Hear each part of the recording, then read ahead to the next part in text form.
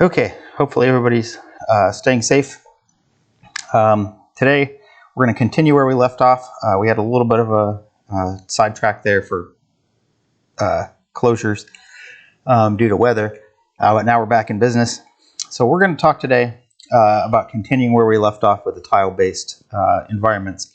And we're going to do some additional coding today and review a couple of things that you may have learned last semester, or if not, it'll be new today, but we're going to use some of that stuff. So let's go and get started. So last time, as a quick review, we created this tile-based world system that was right now just 2D, but we loaded a palette of tiles, in our case a brick texture and a ladder texture, and we also loaded an eyeball that we moved around on that. We stuck the tiles together to create kind of a game world game map. So in other words, we had brick, brick, brick, brick, brick, ladder, ladder, ladder, ladder. We made the map out of those tiles that were loaded into our palette. And then the tiles then, as they were rendered, created that graphical appearance of the world. Like here's brick in the world, this is ladders in the world. And then we had the player, the character, the eyeball, kind of interact with that by checking the collision. Does the rectangle around the eyeball collide with the rectangle of the map cells? So in our example version we did kind of this 25 by 18 setup that ended up looking like this, where each of these is a space where a tile can go. And then the character, though, we didn't really put it just in a tile. We had it move around fluidly on top of that. But in any case, we had a number of rows and a number of columns, where this was row 0, column 0, and then down here, this is row 17, column 24. So in other words, 18 tall, 25 wide, and that's how we divided up our screen. Now, the previous examples we had done from last class, we did that simple example with just rendering it. We then added the player image or player sprite to move around on top of that map. We stored the map as a string, so we can kind of graphically edit it in our code. And today we're going to add some new things to those examples. So we're just going to continue where we left off and add a few things. But before we do that, there's a couple of things I want to cover here. And that is some basics for file I/O, or file input and output. So before we dig into that code, let's take a look at that. So files allow us to load things and store things in files from the file system that our game is on, or is running off of. And that can be really useful in games. So for example, if you think about games that you may have played, there's often this need to store data in a file and then maybe retrieve it from that file. And they give us a way to store and load that information that's more permanent than the computer's memory, which goes away when you close the program or when you power off the computer. So in other words, if we want to save something and then reload it later, or we want to have something that's saved in a data format and then load it into our program for our program to use it, files are the way to go with that. If you think about how often that happens in games, what kinds of things might be stored in files in games? Well, configurations and settings, like what's your keyboard layout, what are your graphics settings, but also the levels themselves. So rather than having to edit the code to make a new level, they could just release a data file that you load up and that becomes a new level. And you see that all the time with kind of downloadable content or mission packs or something like that. And so you might also load the textures themselves or the maps themselves or the models that are used in the game. You have it so you can load those things up. The high scores, maybe you save off the high scores and reload them so it remembers what the high scores were. And then even something like save games, where you want to save your current progress where you are now. And the next time you play the game, it loads up and you can continue where you left off. So tons of uses for files in game programming. And the nice thing about that is it allows us to be able to change the game or reload our position in the game without having to edit any code. The code can stay the same. We want to make a new level. We just make the textures and the maps and the models and anything else that goes into defining a level. and we save that off, and then we can load that up and have a new level. We're going to start with some of that here later today. So in other words, for any of this stuff to be useful, we need a way to write data to files and a way to read the data back from those files. And that it also might be useful from a programming standpoint to have several ways of interacting with the files, like different ways of loading data, different ways of saving data. So let's go ahead and go through the basics for file I/O. So first off, to interact with a file, we need to open it. And to open it, we use this open command. And let's go through the individual parts of this open command. So first off, the thing on the left of the equal sign is just what we're filing, or what we are assigning, the name that we're assigning to that file object, file handle object instance that gets created once the file is opened. So the open function is going to open this file and return to us this file handle object that we then are going to use from that point on to access the file. So in other words, the only time we need to know the file name is when we open it. Once it's opened, we can just access it through this variable name, this object. Just like we did with display surface, we open the display surface stored in DS, and from that point on we can say ds.fill, ds.blit, whatever. Same thing here. We're going to open the file, and then from that point on we're going to refer to it by whatever variable name we give it. And since we can decide what name to give it, we can give it a name that makes sense, and we can also have more than one file open at a time. So for example, we might have like high scores file equal open high scores.dat or whatever we want to call it. Now, the next part of this is the actual function name itself, which is open. And notice that that's a built-in function to open a file, meaning we don't have to import anything. That's built into Python to have the ability to open files. And it's very simple. We just say open. The next thing, the first parameter, is the file name, the name of the file we want to open.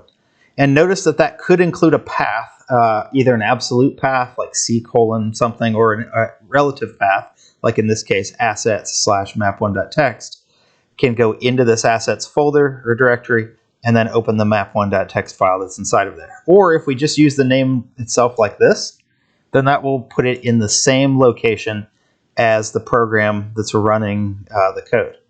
So it'll look in the same folder location or directory location as the program that's running, unless we give it an absolute or relative path as part of the file name when we open it.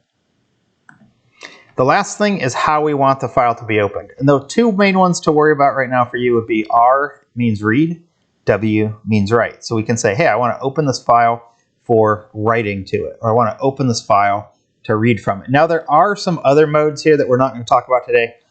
There's A, which is append, which is kind of like write, but it opens the file that already exists and then adds to the end of it when we write. Where write will replace the file that's already there. So if you want to create something that's more like a logging system that logs to a file, maybe you use A for append. If you want to create an entirely new file and replace one, you use W for write. There's also ones that have a plus sign on the end that allows you to both read and write from that file, which in other words, it makes it so it's random access that you can pull things out, you can write things in, you can jump around in the file and treat it more like a memory. We're not going to talk about that today, but note that there are some other modes here. And if you're interested, look up the documentation for that. All right, so here, let's start off with writing to a file. So we open it with W. So this is going to open data.txt, data.txt, that file name, for writing to it. That means it's going to clear out whatever was in that file before, and now we've opened that new file, and we're going to be able to write things into it.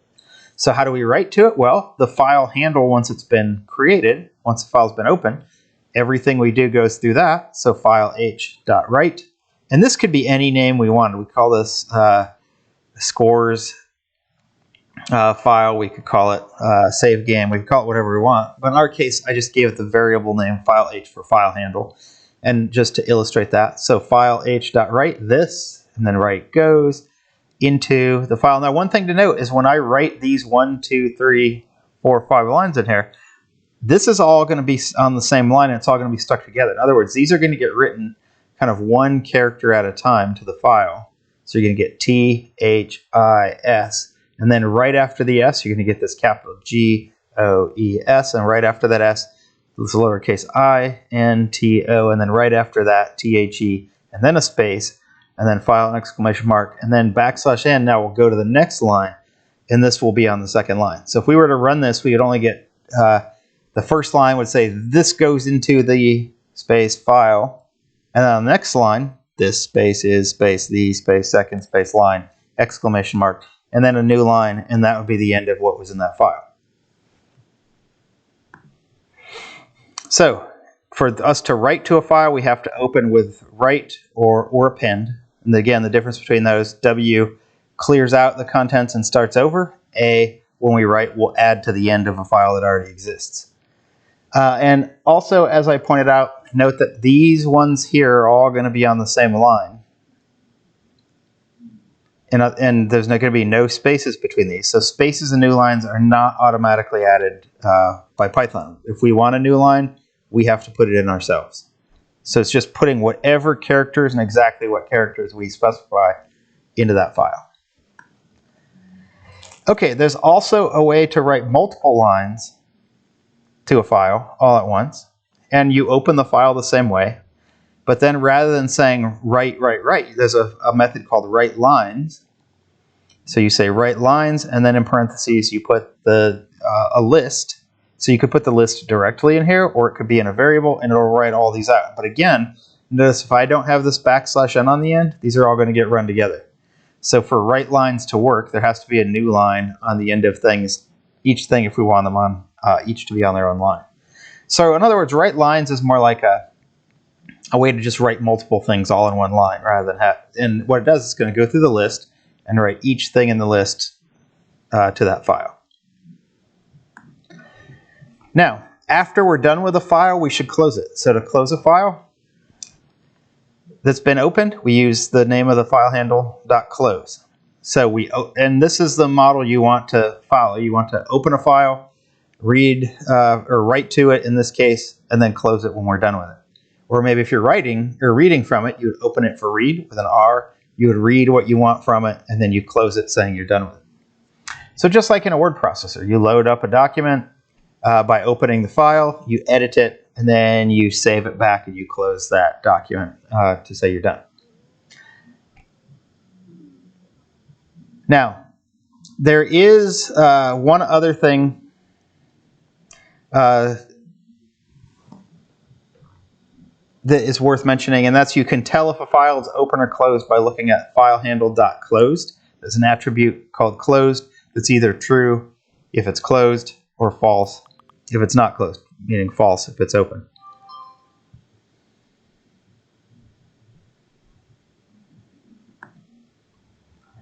All right, so reading from a file, we looked at opening, we looked at closing, we looked at writing. Reading from a file works like this. Again, we open it, but we have to open it for read. And then we say filehandle.read, and in parentheses, if we put a 1, that reads just one character from the file. And we can store it in that character variable. If I say 3, it'll read 3 characters from the file.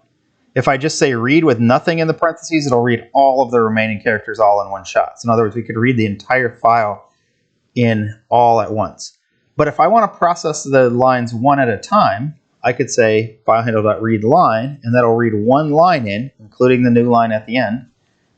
Or if I want to say read lines, just like back here we did write lines, you can do read lines, and it'll read the entire thing into a list. It'll read every line in that file into one big list where each item in the list is a line from the file. And that can be pretty useful. A lot of stuff happening in that one line. The only caution I'd give you there is if you have a really large file, this can create problems because you have to allocate memory for every line in that file. And each line in the file could have multiple bytes in it. And again, once we're done with the file, we're reading it, we want to close it. So filehandle.close. So there's several ways to do reading from a file. We're going to look at some of those here in our examples. Now, one of the things you may have noticed is that as we read from or interact with a file, it keeps track of where we are in that file. In other words, if I open the file, it starts at the beginning.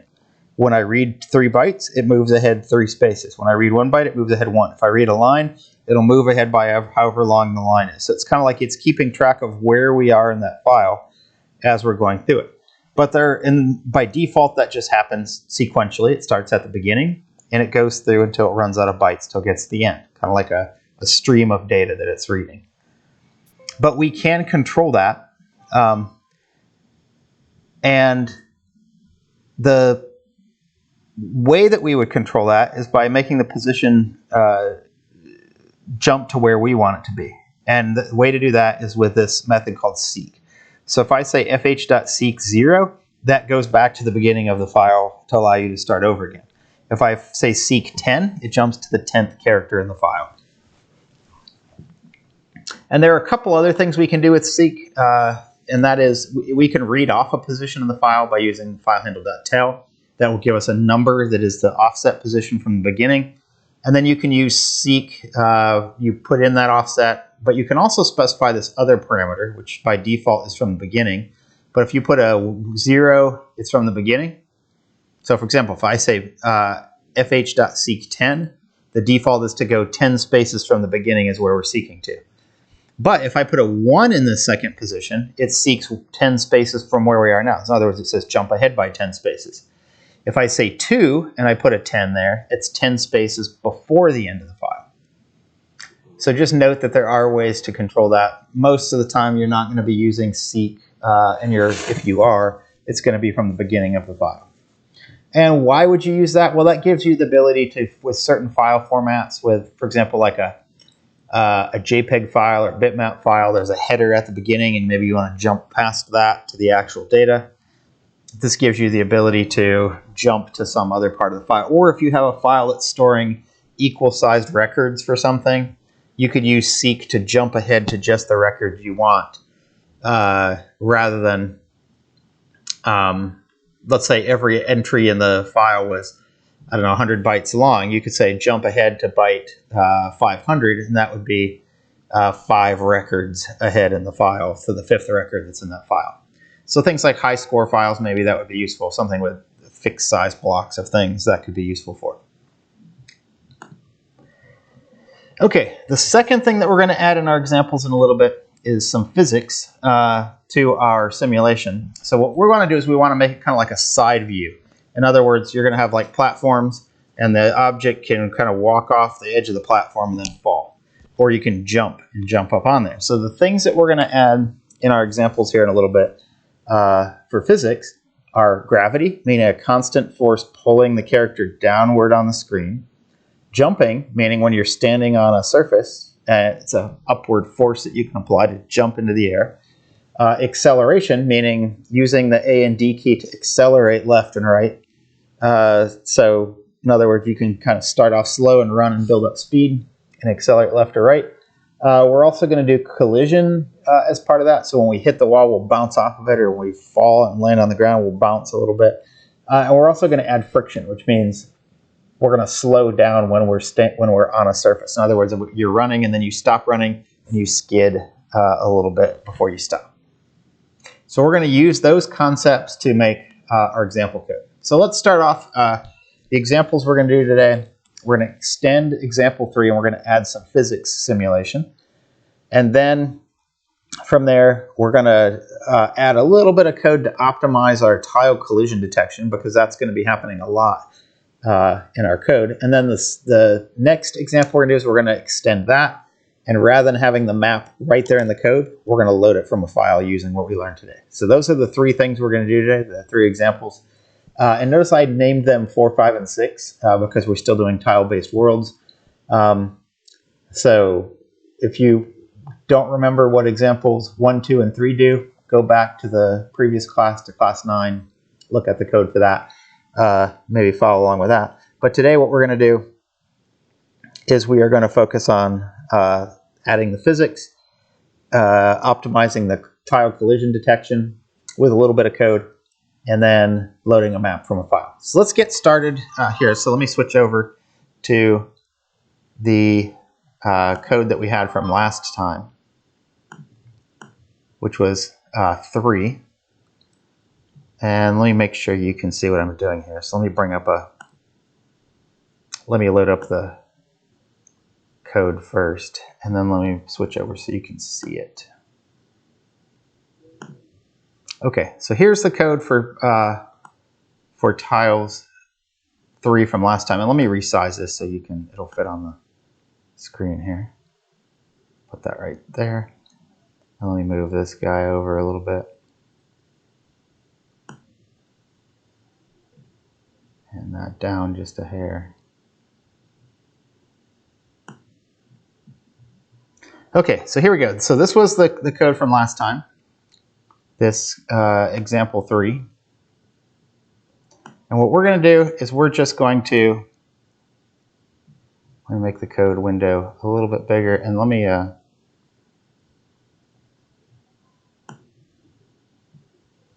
make the font, it's just slightly larger maybe. Or actually, maybe you can see it. Let's leave it like this so you can see a little more of it at a time. But this is exactly where we left off. So remember, we had this tile map from string that goes and loads in and creates the tile map. We have the render tile map, which goes through every row and every column. And if there's something in that cell, then we look up the tile map, the string that's in that, and then that string we used in this dictionary to look up the texture that goes with it, and then we put that on the screen in the right place.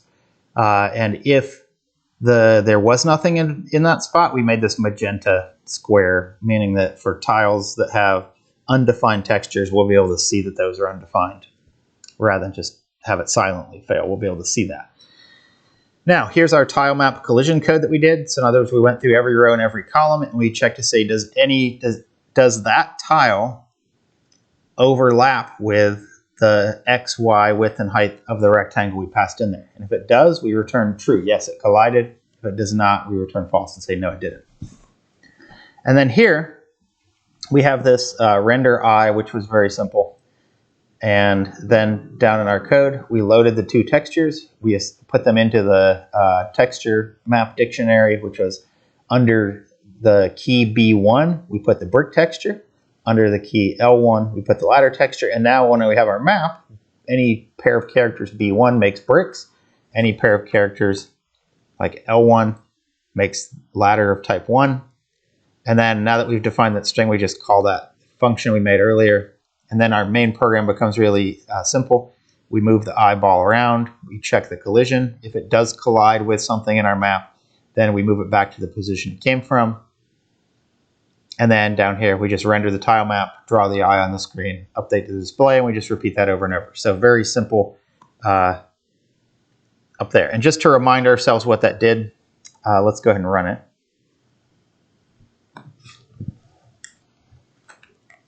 And here's what we had.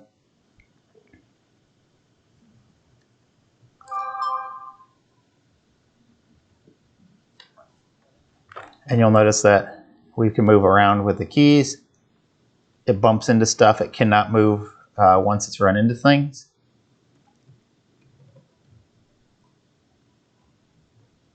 And that's what we want. But what we want to add to this, to remind ourselves what we're doing for the first example, is physics. In other words, we want this so when I walk off the edge, it goes whoop and falls. But we also want it to look fairly realistic. In other words, we want it to kind of accelerate. We don't just want it to fall linearly like this. It looks kind of stupid. It doesn't look realistic. And we also want it so when it hits the ground, it kind of bounces. And we want, how are we going to go up? Well, we're going to jump. We're going to press the space bar and have this guy go up and jump. But we don't want it to look linear like this. We want it to look somewhat realistic. So what we're going to do is, the first thing we're going to do is we're going to add that physics code. But before I do that, let me go back to our code here. And I'm going to make some changes to this in order to, before we do anything, I'm going to do a save as. I'm going to name this tiles 4. And I'm going to change the way I have this comment here, because we're going to add basically some things under this. So this is going to be a basic tile map example with, it's going to have a character. And we'll say character. It's also, also right now, it has a map that's stored as a string.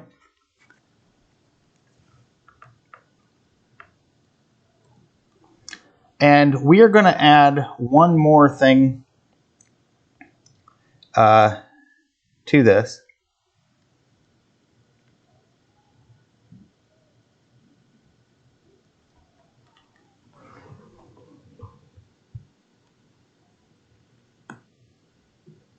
And that is the physics.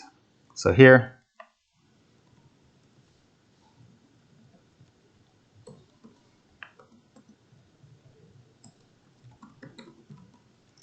in the physics simulation, we're going to add is gravity, friction, and jumping.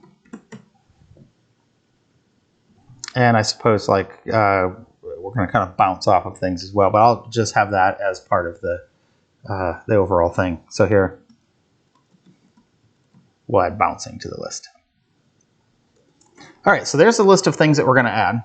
And the main idea here is that's just changing how the character moves, which right now, if we go down to our main code down here, we have an IX and IY, and we're just changing the X and Y directly. But we don't want to change them directly like this, the way we're doing, or we did before.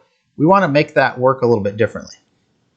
So I'm going to do a couple things here to change that. I'm going to use, I could store an angle and a direction, but rather than doing that, we're going to store the two components of that. So the dx, which is the displacement in x component, or the velocity, actually call it vx if you want to. And I'm going to start it off with a velocity of 0. I'm also going to put an I dy, and I'm going to start that as 0. And kind of to illustrate that this is something new from the old code, just to delineate that, I'm going to put little comments at the end of these things like that to show, hey, this is something new that we added for this from version 3 to this version. And maybe we don't need that, maybe we do. But I'm going to go ahead and add those on there just so you can see that.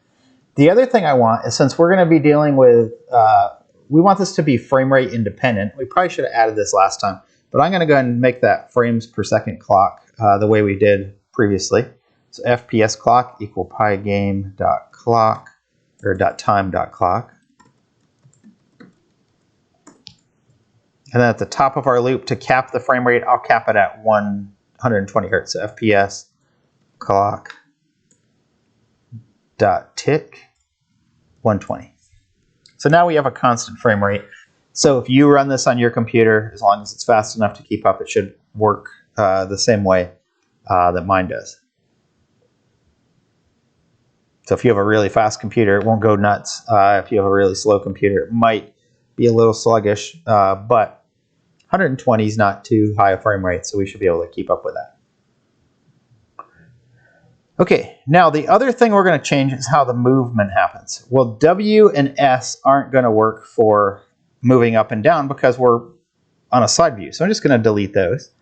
And then I here, the IX, I don't want to change IX directly. I mean, if I press A, I want to kind of apply a velocity to the left. And if I press D, I want to apply a velocity or an acceleration to the right. I want to apply acceleration, which is going to change that velocity. So here, what I'm going to say here is I'm going to say dx, and here I'm going to say minus equal instead of 1. Let's do 0.5. So we add a little bit of essentially a force to the left. If I press A, if I press D, I'm going to change dx and make it plus equal 0.5. So those are two new things that we added. So let's put our little comment on the end of that as well. So this is something that's new.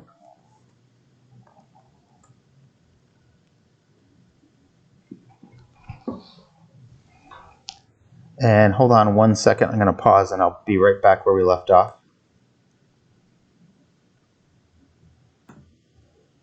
Okay, so we had just added this, so we're changing the dx. So remember, dx is displacement in x, left and right. So if we press A, it goes to the left. If we press D, it goes to the right. But we haven't noticed we're not changing the I's position directly. We're just adding a little bit of, think about this change in dx as adding a little bit of force. So in other words, when I press A, we're adding a little bit of force to the left. When I press D, we're adding a little bit of force to the right. But we haven't actually updated the position yet. So that's the next thing we want to do, is now update the position. But before we do that, we said one of the things that we wanted to add was friction if they are standing on the surface. In other words, the dx needs to get slowed down or reduced a little bit if they are standing on the surface. Well, how do we know if they're standing on the surface or not? Well, here's the way that that I'm going to suggest we do that. We already have this Tilemap collision thing here, like we did down here. So we're going to do that, and I'm going to put a little comment here. And we're going to say, check for surface friction. Slow down.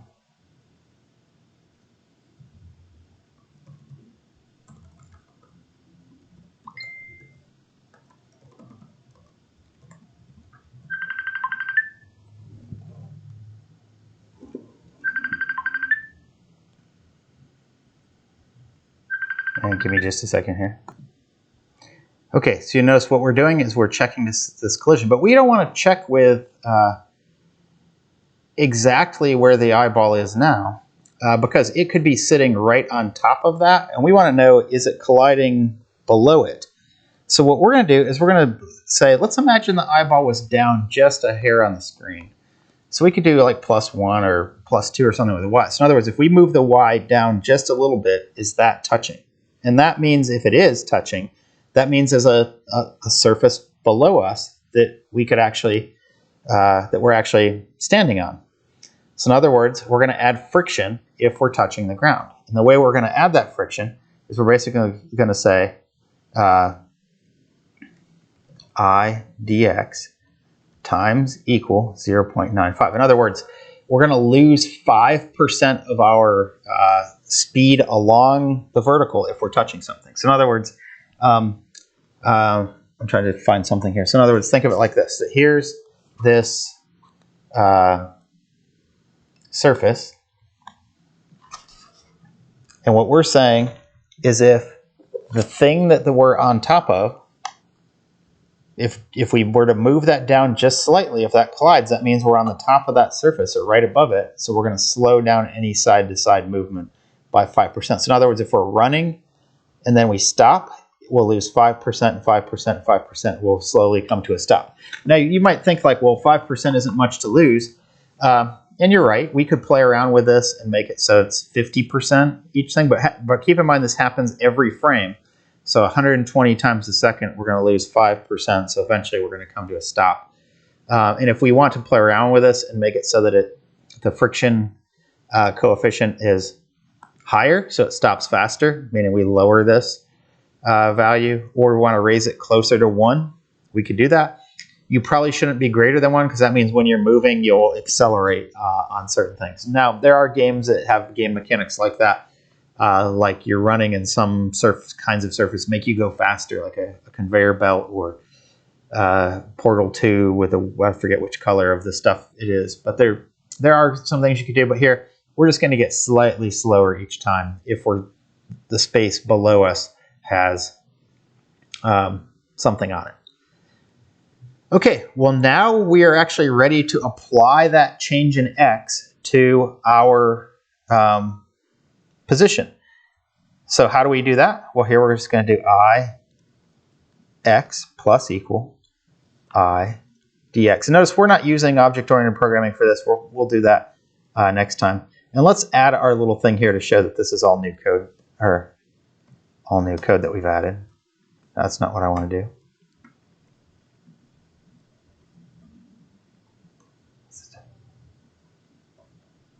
So we were just putting these 3 little things like this on the ends of these lines that are new.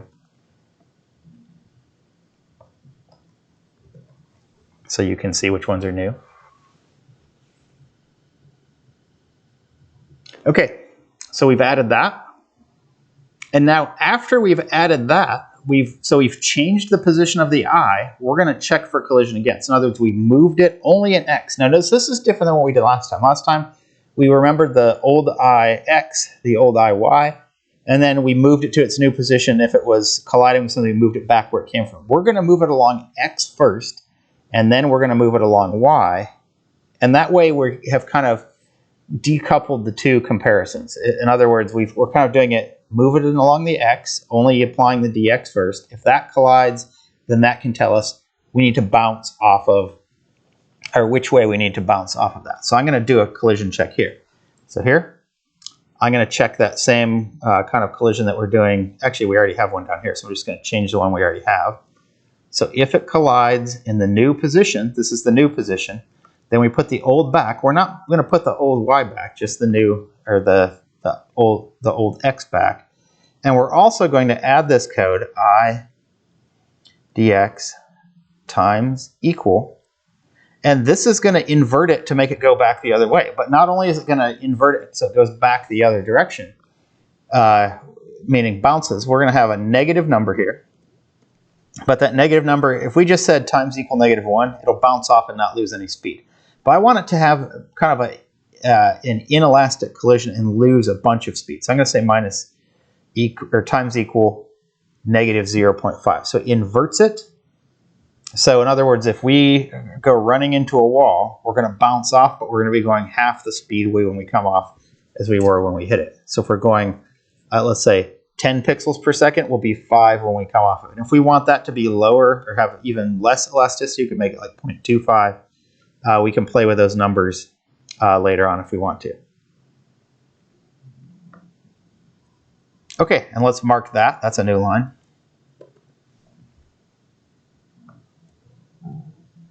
Okay, so right now, before we do anything, let's quickly run this. Oh, before we do that, let's do a save as. Save it as tiles4.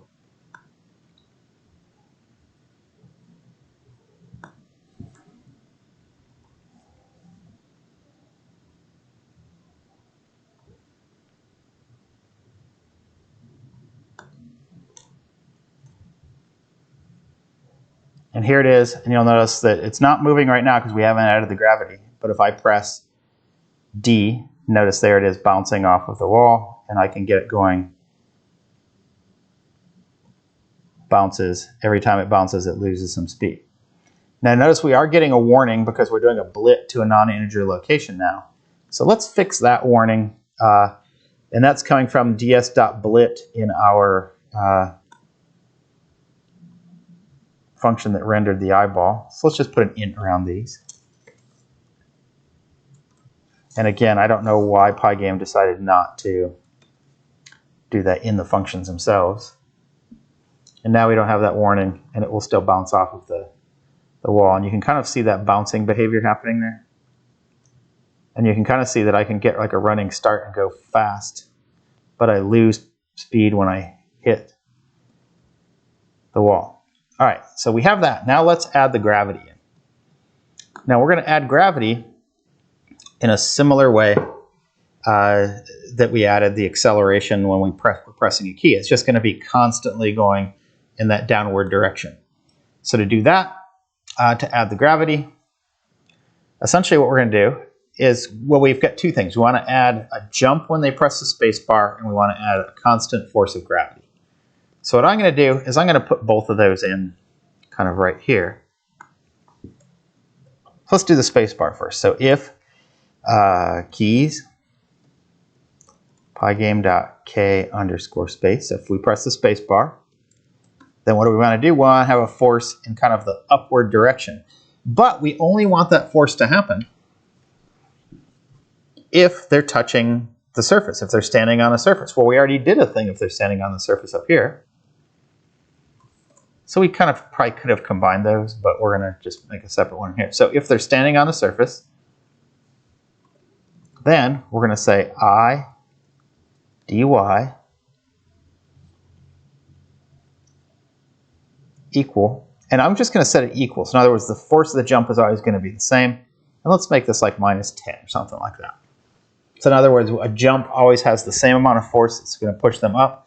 It's only going to get applied if they're standing on the surface. So in other words, let's add a comment here.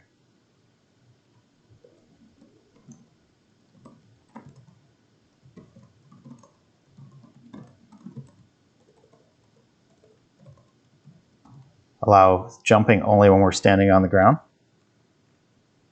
And this is going to be new code. And this was new code.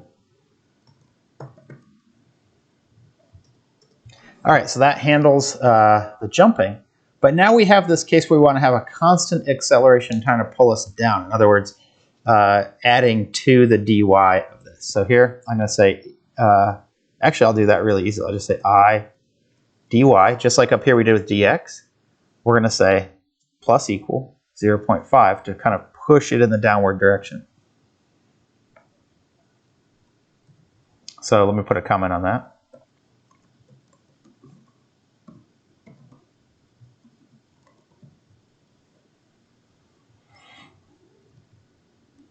And this is also new code. And now the last thing we need to do here to have that work is we need to now check the collision along dy. And if that collides, we need to move it back to where it came from and then invert the dy so it bounces. So in other words, we're falling down at 10 and we hit the ground. We're going to invert the dy, go back to where we came from, invert it, and then go back up in the upward direction. And we already have code that does that for x up here. Let's just copy this. We'll put it down here. I don't know why that didn't work. What happened there? That's not pasting. Let me try again. Control C, Control V. Let me try one more time. Control C, Control C,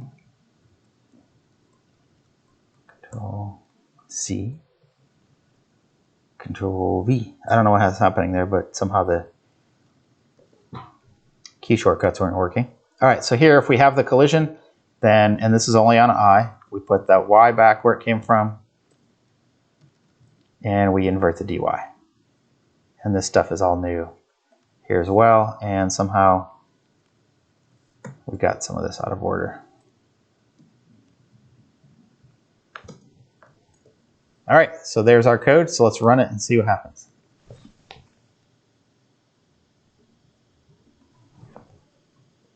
And for some reason we're not moving.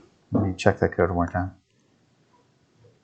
Oh, we never applied the dy, so we need the line here that says I y plus equal I dy. And that's new. All right, so let's run that. And there it is falling, and notice it bouncing. We press the space bar, it jumps. Now notice the ladders block us, and notice that we slow down on the surface. So in other words, I press the key down and I let off it. It takes a little bit for it to skid to a stop. And you notice when it is jumping, it eventually bounces to a stop. And again, we can play with, for example, if we think that's not jumping high enough, it's not, when I press the space bar, we want that to jump higher. How can we get that to jump higher? Well, the main idea for how we could get that to jump higher, add more force. So if I want it to jump higher, let's do that. So here's where the force is added. Instead of 10, let's do 15. So now when I press the space bar, it jumps much higher. Let's change it to 20.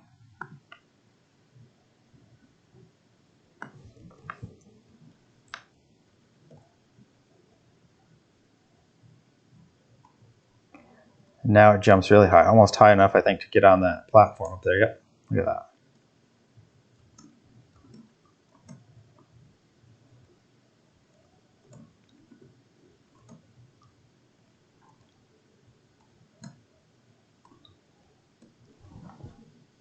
And if I run into the wall, it'll bounce off of it.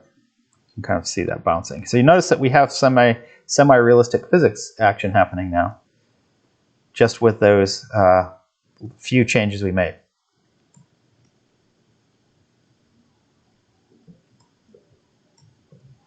And that's allowing us to have that object collide with the map tiles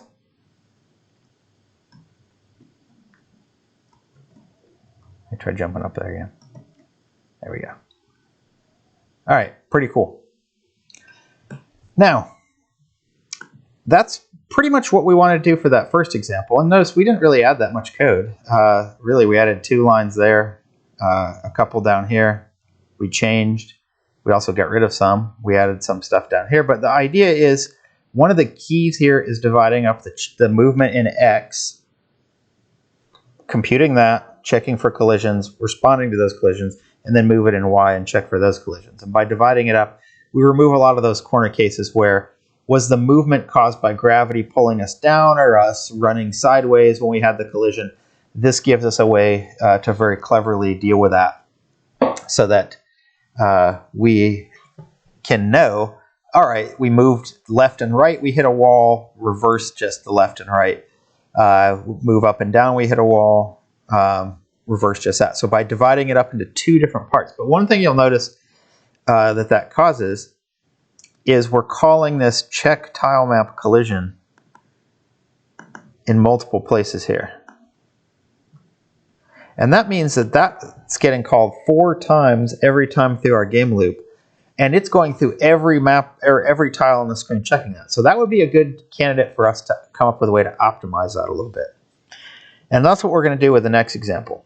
So since that's happening a lot, and there's a lot of work being done there, we've got to go through, let's look at that function again. We go through every row and every column, and we say, hey, if the tile map has something other than a space in it, then we've got to check it.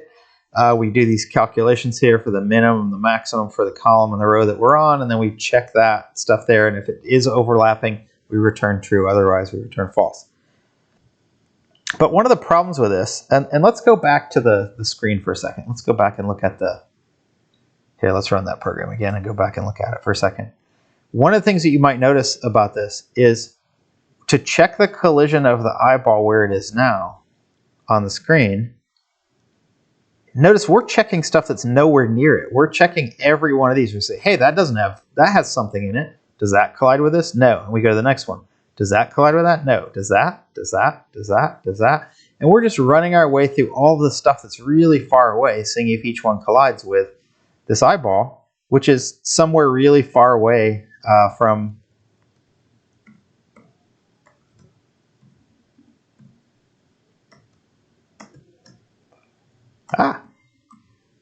where the eyeball, the point of interest actually is. So what we're going to do is we're going to optimize that collision code a little bit so that rather than checking every tile on the screen, the only ones we really need to check are ones that are right around where the eyeball is. So in other words, if we were to think about this as having a rectangle around it,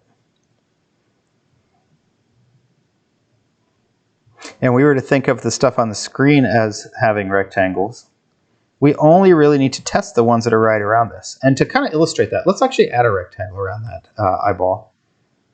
So I'm just going to temporarily add this. I'm going to do a pygame.draw.rect onto the display surface, and I'll make the color of this kind of a red.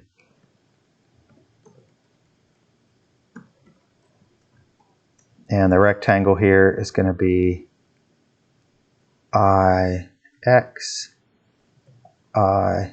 Y, 32, 32. And let's do a width of 1.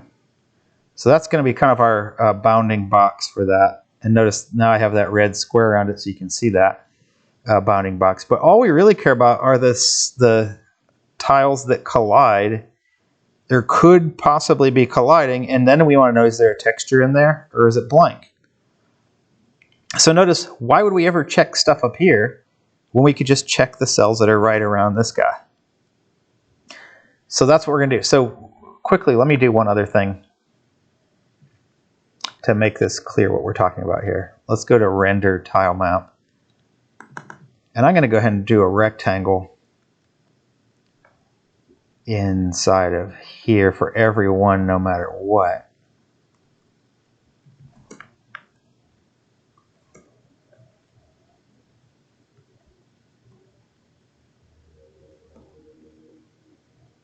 But this rectangle I'm going to draw, here I'll make these ones kind of gray. So 100, 100. 50.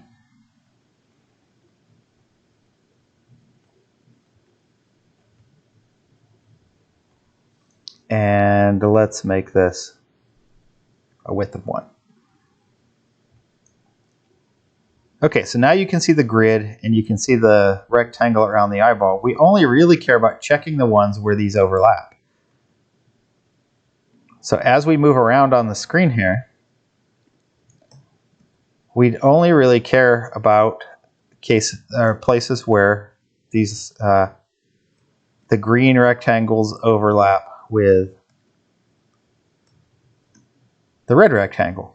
Well, how do we do that? Well, the idea here is pretty easy. We could say, all right, what if I take this upper left corner of this eyeball here, so right there, the upper left corner, if I can compute what cell that's in other words, what row and column that is, and if I can take the lower corner down here and figure out what row and column that cell is in, then I only really need to check the ones in that range. So in other words, start with this row and column and go across the range of the columns, and start with this row and go down the range of rows and just check those. So at most, in this case, with this size eyeball, we would ever be checking just 4 cells rather than, in this case, 25 times 18. So in other words, to illustrate the difference of how much work we're saving ourselves here, that right now we are checking, here, let's actually do the calculation for that in the Python shell here. We're doing 18 times 25 comparisons now. So we're doing 450 comparisons, and we're doing 450 comparisons times 4 times at each time for the game loop. So we're doing 1,620 of these checks every time through our game loop. And instead of doing that, we're going to do 4 every time times 4. So we're going to do 16 rather than 1,600. So we're doing 100 times less work now when we optimize that. But we need to add the code that optimizes that. So let's go ahead and add that. So let's go to the top. I'm going to change this to tiles 5. And I'm going to add a new comment here. This is going to be new. And what we're going to add that's new is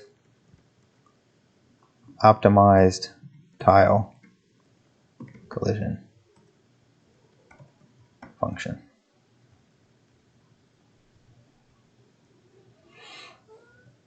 Okay, so let's look at our check tilemap collision function and figure out how we're going to improve that. And essentially the way we're going to improve that is just by changing the way that that function works.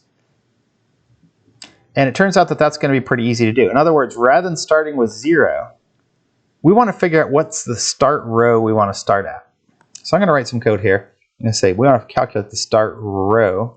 I'll call it start R. And we also want to calculate the end row. I'll call it end R. And we want to figure out what those are. Now, right now, we essentially have 0 and 18. And then we have, for column, so let's do start column, we have 0. And end column, we've got 25. So if we were just to add those variables here and say start R, end R, start C, and end C, we haven't done anything to change how this works right now. Right now it's still going through all 400 and whatever of those.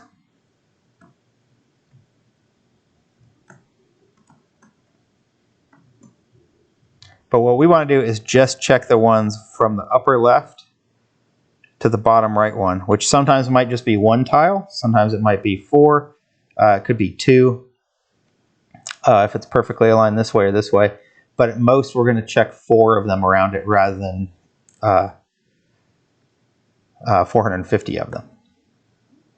So how do we do this? So how do we figure out the start R? Well, it turns out that that's pretty easy to do. And the way we're going to do that is if you think about the row, the rows are along the Y. So if we take the Y value and divide it by 32, because that's how big each tile is, that'll tell us which row we're on. But since the rows can't be fractional, we need to convert that into an integer. In other words, just give me the whole number part of that. So int of y divided by 32. Now we're going to do the same thing for the column, for the start column. That's going to be int of x divided by 32. So in other words, we're dividing it down by 32 to figure out which row and which column we're in. And we're taking the whole number version of that because we can't really have half of a row or half of a column for our check that we're doing down here. Now, how do we do the end? Well, that's the same thing, but we want to take the width of that and height into account. So here, this is going to be, the other corner is going to be, for the row, is going to be y plus the height. So we take y plus the height. That's the other corner. And we're going to divide that by 32. And then we're going to take the int of that whole thing. But there is one thing we need to do here, and that is we're going to add 1 to the end of this. And that's because, remember the range function, it goes up to but not including this. So we could either add the +1 down here or up here. But we need that +1 because the range goes up to but not including that last number. And this is a number that one we need to check, so we're going to add that +1 there. And I believe I'm missing a parenthesis there. Okay. And now we're going to do the same thing for the column, except this is going to be int of x plus the width divided by 32, that whole thing, +1. So now we're going to do 4 checks every time instead of 450. Let's see if that actually works.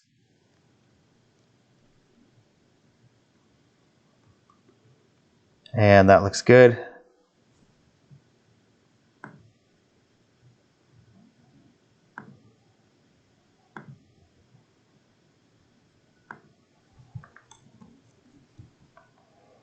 And so now we have our second lab done. And you probably can't really tell this right now, but the way that we went about doing that, it doesn't really look any different on here as far as what's happening here. But to illustrate the difference here in which ones are being checked and which ones are not, I'm going to add in my collision function the code that actually draws those rectangles a different color so you can see which ones are being checked right now. So in that collision code,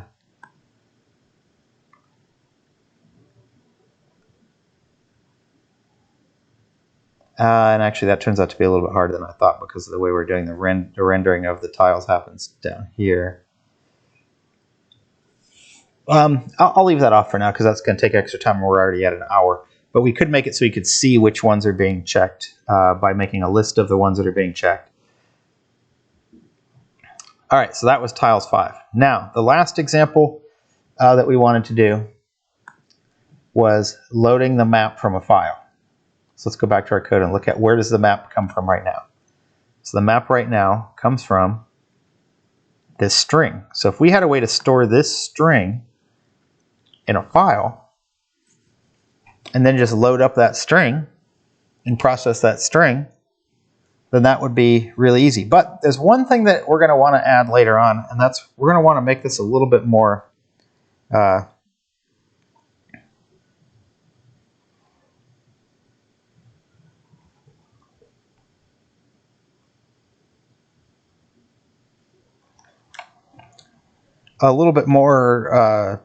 complete in the next lecture, in that we're eventually going to want to have these textures defined in the file as well. So rather than just storing just this string, I want to present a way to do this that's a little more extendable. So what we're going to do is we're going to make a function for this. And to make that function, well, before we do anything, let's change our comments at the top. Change this to say tile 6, and then add another comment here.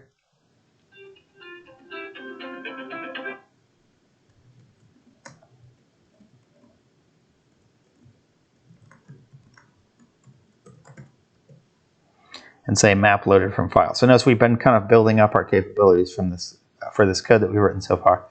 So now we're ready to load the map from file. And what I'm going to do is I'm just going to write another function here at the top of this string, or this top of the code here, and say def tilemap from file.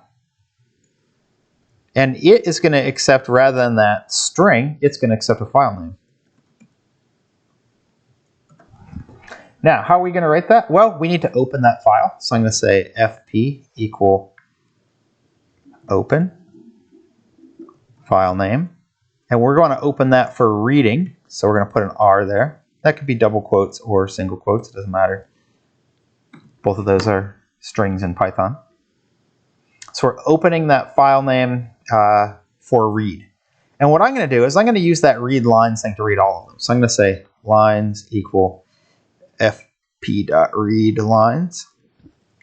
So that reads all of the lines of the file, with each line being an element of a list.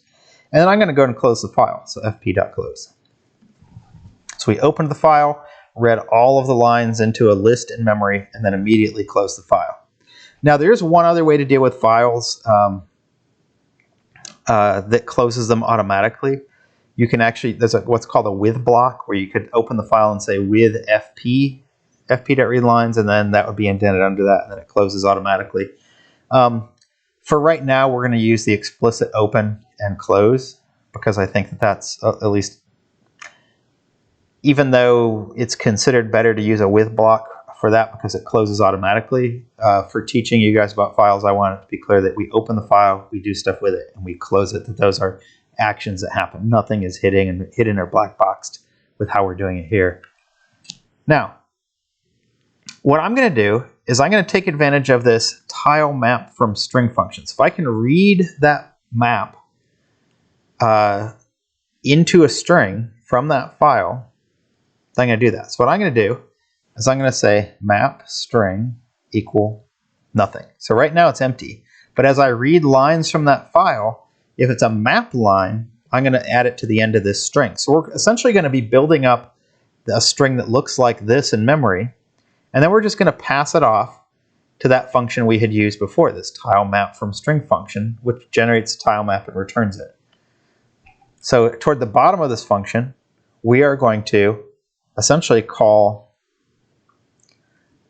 map, let's say tilemap equal. We're going to call that function we've used before, which is tilemap from string. And we're going to pass in that map string. So now all we need to do is create that, and then we're going to return that back from this. So return tilemap. So notice that both of these, and let's call it local tilemap for these to match what we did below. So we're returning that back to the main program. So right here, all I have to do is go through all of those lines, and any of them that are a map line, I'm going to add to the end of that string.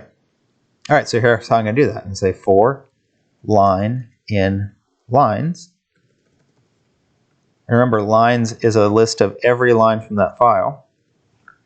So what I'm going to do is, the first thing I'm going to do is I'm going to do a strip off any white space that's on the end of that, and any new line characters that are on the end of that. So I'm going to get rid of those. So I'm going to say line equal line dot strip. And strip is a built-in string method that takes off any white space characters, which include new lines, spaces, and things like that. So we're going to cut it down just to what the leftover part is. It doesn't remove white space from the middle, only from the ends. And that includes new line, carriage return, other white space characters.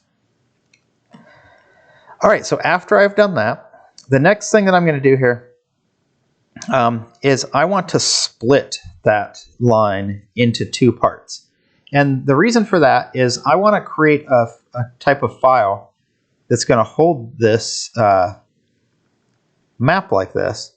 Well, let's go ahead and make what the map file looks like first. So let's do that first. So I'm going to copy this text that I want in my map file, which is just going to look like that. And I'm just going to use idle here to do that. I'm going to say file, new file. And I'm going to paste that in there. So there's what my map file is going to look like. But I don't want it to just be all hanging out in the open like we have this here. I'm going to make each of these have a line. So I'm going to say map line equal. And the reason I'm doing it this way rather than just assuming that all of that stuff is in that file, I'm using this map line equal way, is because eventually we're going to extend this next class to have texture equal and be able to load up the brick texture as B1 and the ladder texture as L1 and so forth. So here, I'm just going to put all these map lines in here.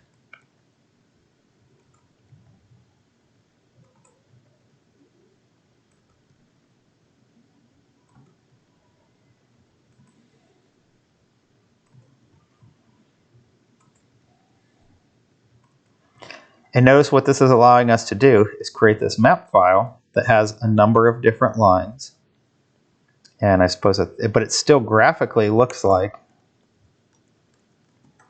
let me put all these end quotes on the end of here. But graphically it looks like a picture of the map. We're just building it up one line at a time. Now, in order to read these in though, what I need to do is I'm going to need to split this line into the two parts. The key part that says map line before the equal, and then the second part after the equal. And then that second part after the equal, I want to cut off the quotation marks and leave just the part in the middle. And I'm going to build up a string of that with new lines at the end. So to do that, let's go back to that code we were writing up here at the top. I want to do line.split. And I want to split on the equal sign, since that's the thing that's dividing the mapped line and the other part. And that's going to return to me that key word. Let's call it like the left hand side and the right hand side of the equal sign.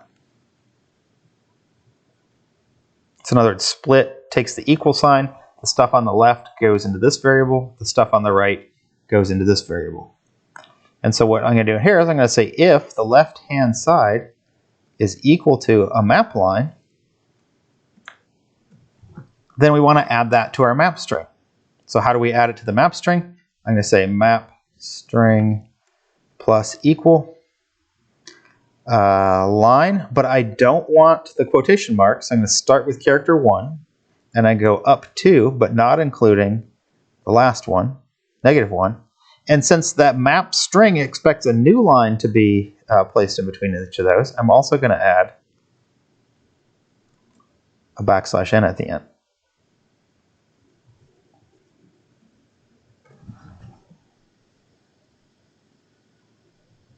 Okay, so now we have that map string that's being built up. The last thing I need to do is I really only want to add this new line on every line except the last one. We don't want a new line on the last one. So I'm going to get rid of that by stripping off the last one here. So I'm going to say map string dot, let's do dot strip. And I suppose I should do map string equal map string dot strip. And the reason for this, let's write that here. Remove the last new line character.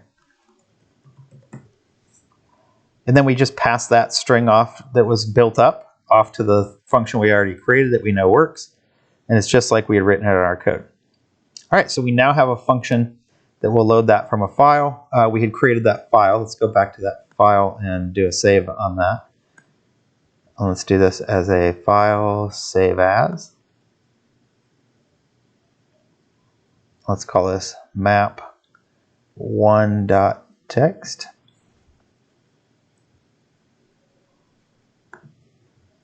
And now we have to change the way our code works. So we're not going to get this map string from here anymore.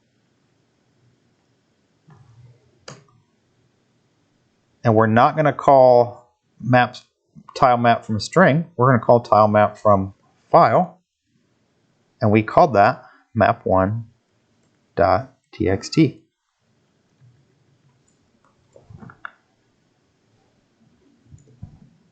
And let's see if we screwed that up.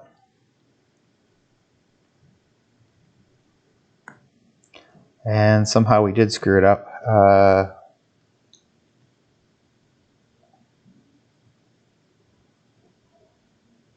We are offset somehow. All right, let's look at that file that we saved. Maybe it's a problem with that.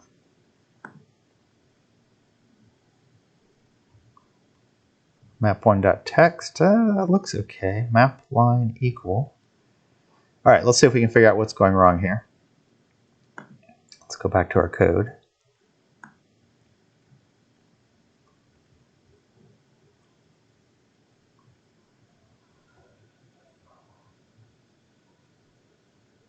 Oh, we should have put right-hand side here instead of map. That's the problem. So we take the right-hand side and trim it off, not the entire line. All right, so I think we fixed it. Let's run it. And there's our map, and it works just like it did before. But now the cool thing is to change the way this code works, the way things happen here. We don't really have to, and let me get rid of that grid. That's a little bit irritating, so I'm going to take that off. So that was in our render. Here, let me just scroll down. So notice we just added that one function. So let's do our render tile map, and let's comment out this rectangle, the one that showed the grid. And then let's comment out the one around the eyeball. And let's take a look at that. And there we have it. You can jump, you can move around, you can collide with things, and that came from that file. And to illustrate that that came from that file, let's actually edit that file and then reload this program. So let's go back to that file. So here's the file we have now. Let's edit this and put some different kinds of platforms in here. So let me comment out or copy a section of this. And let's put a platform, I don't know, like right here. Actually, let's go all the way up to that end, I guess. All right, so there's a platform there. And let's come down 2 spaces. Let's take this out. Let's put a platform in here.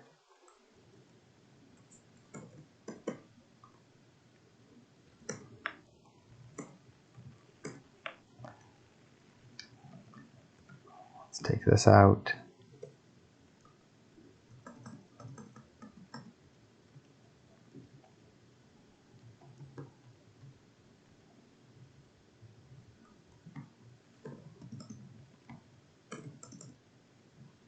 Let's put a platform in here.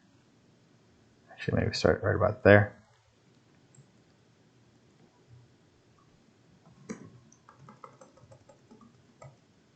Let's put a couple of little kind of like ladder rung kinds of things. Let's put one up here, B1.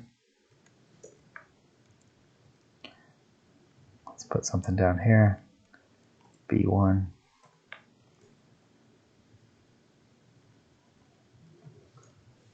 B1, B1.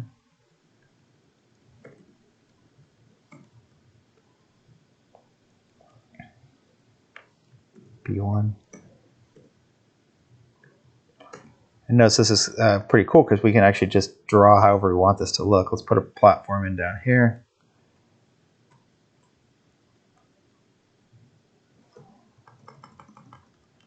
And let's put something in, I don't know, like right here, B1, B1, B1. Oops.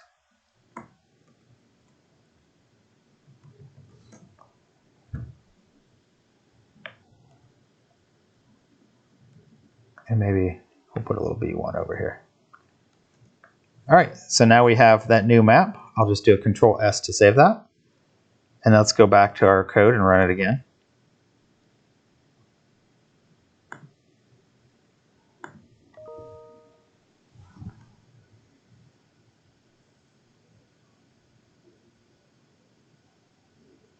And you notice the map match, or the game matches the file we created.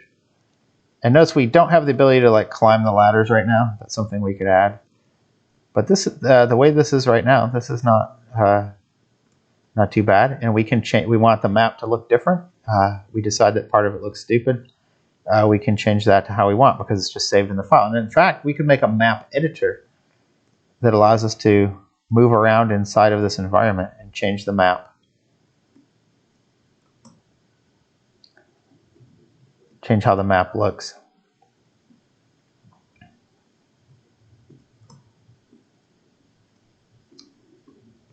by making an editor of some sort. And again, notice the physics interactions with the player. You know what? I want a space under that. So in other words, I want to be able to walk through here. So let's get rid of that ladder at the bottom. So notice how easy it is to do that. We just go to that file. I don't like this ladder down here. I'm going to take it out. And that little piece there looks dumb hanging down. So we do that, save it. And now the program, without changing any code, now has the map without that ladder at the bottom. Now, one thing that you want to do is how we did that here. You'll notice that we're not calling the load the map from file over and over again. We're only calling it once. So we open the file, we read in all the lines, we process the lines, make the tile map just like we did before. Well, I guess we make the string, pass that off to the string function, and then it turns it into this map, and we're never touch the file. So right now, as this program's running, we're not opening and closing that file all the time. We've already done that. We only needed to open it once. And now we're to the point where you can see where level design would matter. How hard is it to get to the different places in the map? How hard is it to jump up on that platform? Not too bad. It's kind of harder to get up on that other one. But you'll notice the physics works. You can run around. And if we wanted like gravity to be slower, where we fall more slowly, it seems a little fast right now. We just edit that code and change those parameters. And really, when I write my code, last thing I'm going to mention today is that rather than hard coding all these things, like this is the collision inelastic, or this is the acceleration when the keys are pressed. This is the kind of collision friction-based reduction. Down here is how much energy is lost during collision, and so forth. And even when you press the spacebar and jump, this is how much force is added upwards. If you just define those as variables or something like a constant, and what I like to do is name those with all uppercase at the top of my program. So I would have like gravity factor, all capital, gravity_factor. And then I give that a thing. And that way, if I want to change any of the physics stuff, I can just tinker with those numbers in one place rather than having to hunt through my source code. So as an example of that, here's the gravity factor. I would say something like gravity force or factor.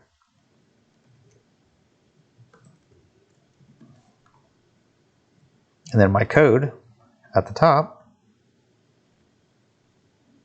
And I usually like to keep all those together at the top of my source code up here.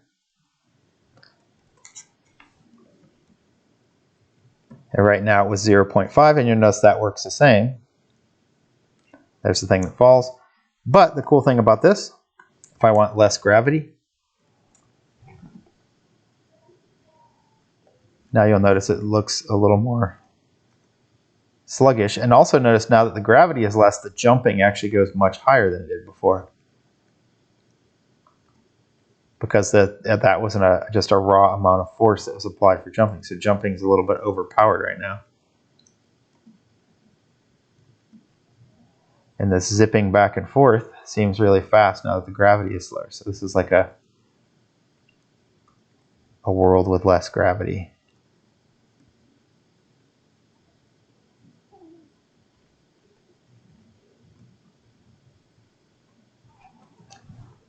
So maybe that's too low. Let's do. And let's add one for jump force. And we'll put 10 there. And let's change that too.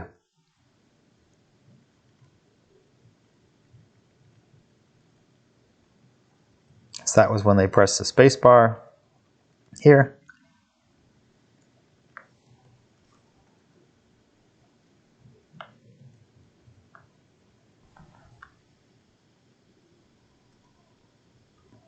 Now this feels a little more playable than it did before.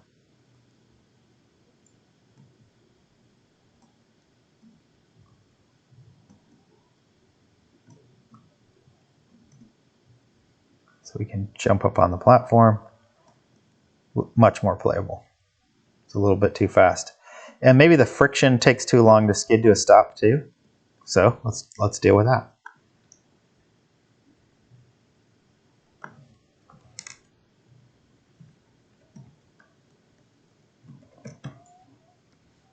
That was at 0.95. Let's put it at 0.9. And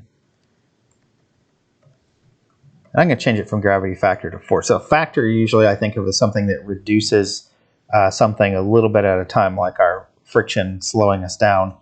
A force is just an amount that we're applying. So I'm going to change it to gravity force. Let's go down and fix that in our code.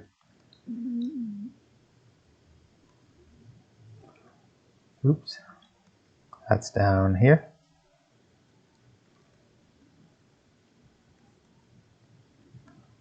So let's fix this first. And then our friction goes up here.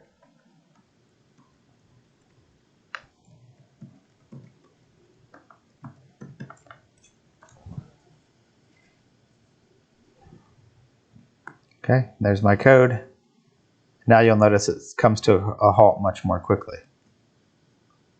So we can run, we can slide,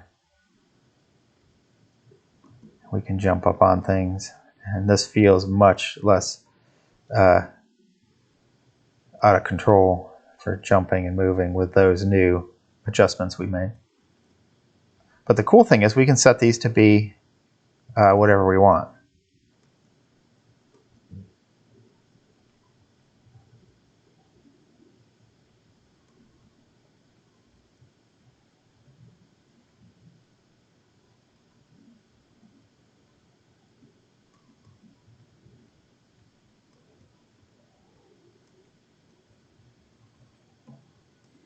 And in fact, one of the things we could look at later is tying those to keywords that are in our actual file. But we're going to do that next class. We've been talking for a while now. So I'm going to go ahead and stop there for today. The code I will post to the course page for each of those versions. And let's go back to the presentation for just a second here. But we've added physics. That works. It's kind of a side scroller, not scroller, but a side view right now. We optimized the tile collision, so now we're doing, 16 operations instead of 1,600. So that should be 100 times faster than it was, or 100 times less computationally intensive than it was. And now we can load a map file from an actual text file. And the way we did that allowed us to have a file that looks like a keyword, an equal sign, and then a value, which is going to allow us to do things like load up the textures and say texture equal b1, comma, brick.jpg, texture load L1, comma, ladder.text or whatever. So it's going to allow us to load up those textures in addition to the map file. And we could also load those things like the friction factor for this level is this. Load up all those different parts. And what we're going to do next class is we're going to spend a little more time with putting those textures into the file. But then we're going to start looking at how do I make a big map out of this? So rather than something that just fits on the screen, what if I wanted a map that was like 4 screens put together, or 10 screens, or 50 screens put together? And you can scroll all around in this really large world. We're going to look at doing something like that next class as well. And one of the things that we're going to move towards, though, before we do that, is to make a more object-oriented version of this code the way we did it now. Right now, we have just a collection of functions. And some stuff is doing stuff with the eye, and some stuff is doing things with the tile map, but why not put those into objects? And then, in fact, why not make a module that's like a tile map module that we can then use in any game we're creating? So we say, hey, use this tile map module, load this file up into memory, and the tile map file format might have how many rows and how many columns and what the layout is and how big each tile is and so forth. But that's going to give us the ability, by making that object-oriented, to have this thing be modular, use it more like a kind of like a tile map game engine rather than just a collection of functions that we're using the way we have it right now. Okay, so let's go and stop there. That's all for today. Make sure you're doing okay on those previous labs. We are going to have one more lab that's required before you start working on your project for this class, and I will probably give that next week. So be ready for that. And that's it for today. And take a look at that example code that I post. I'll post all that. That should be available for you along with the lecture. So feel free to download that and play with it and make changes to it. And I'll post that tonight. That's it. Stay safe, stay dry, stay warm. Bye.